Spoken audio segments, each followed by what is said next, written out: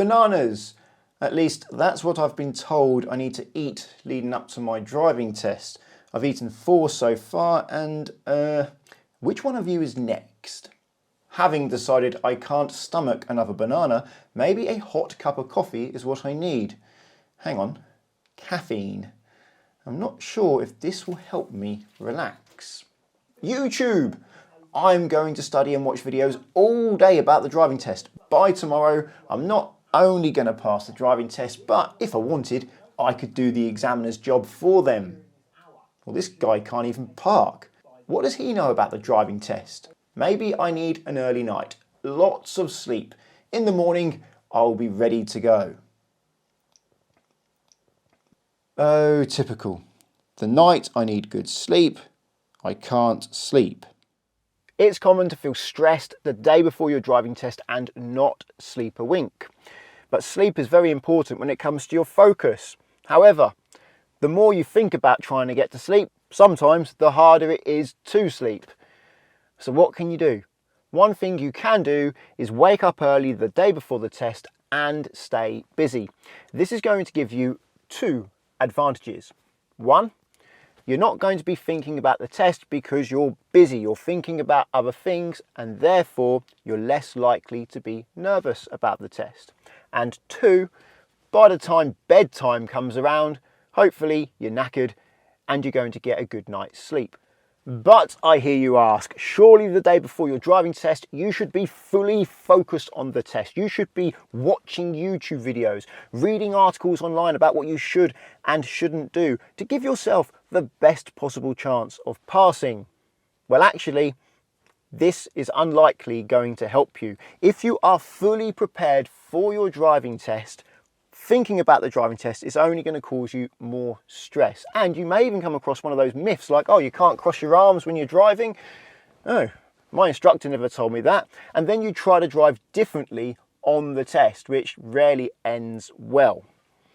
If you are fully prepared for the driving test, it's better not to focus on the driving test just before it, because it's only going to cause you more stress, which is not going to increase your chances of passing.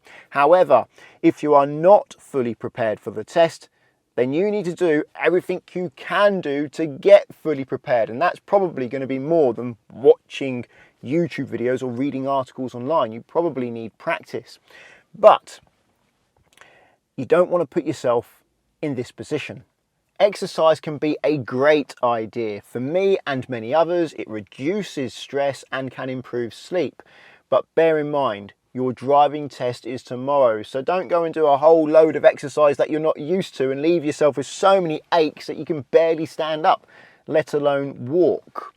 And if you're doing sport, do it in a way where the priority is not getting injured. You want all your arms and legs working after the game as they were before the game. So lay off those hero slide tackles, or if you're playing tennis, maybe be less competitive. And if you really do have to run and stretch to get that ball, maybe let it go because you may land on your ankle in a bad way. So be less competitive and make the priority not getting injured. Spending time with friends can also be a good idea because it makes time go quickly, it can improve your mood, and it can prevent you from thinking about things that you're worrying about. Ideally, you haven't told your friends that your driving test is tomorrow, and if you have, you haven't reminded them. It's up to you who you tell about your driving test, but my advice is to keep your driving test day to yourself, because the more people who know about it, the more pressure there is to pass. Try to avoid doing anything out of the ordinary the day before your driving test. So although I've recommended exercise, if you don't normally exercise, the day before your test isn't the day to start. If you're used to drinking a certain amount of coffee each day, drink your normal amount of coffee. Drinking more or less is going to affect your concentration. And eat foods that you trust. Eat foods that you know make you feel good after eating them. So if you've got an allergy, the day before your driving test isn't the day to find out whether or not you've grown out of that allergy. Avoid foods that make you feel groggy afterwards or that can affect your sleep. Something you definitely want to avoid is alcohol. You want no alcohol in your body the day of your driving test, and you want to stay well hydrated.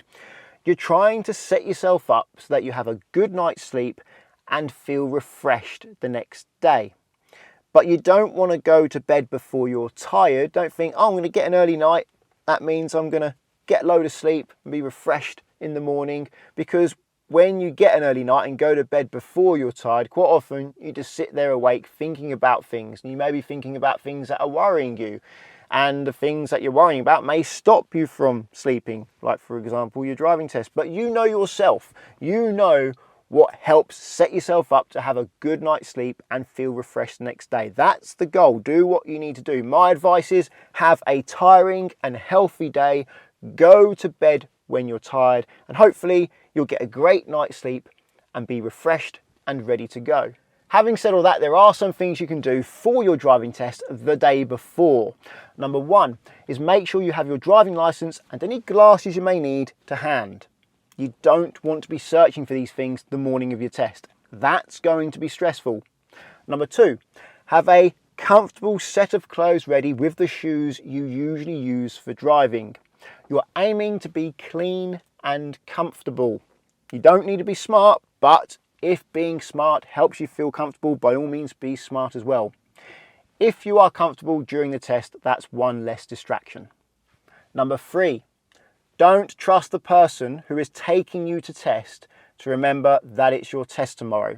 If the last time you spoke to your driving instructor was a week ago, make sure you message them to say, are you still okay to take me for that test tomorrow at this time?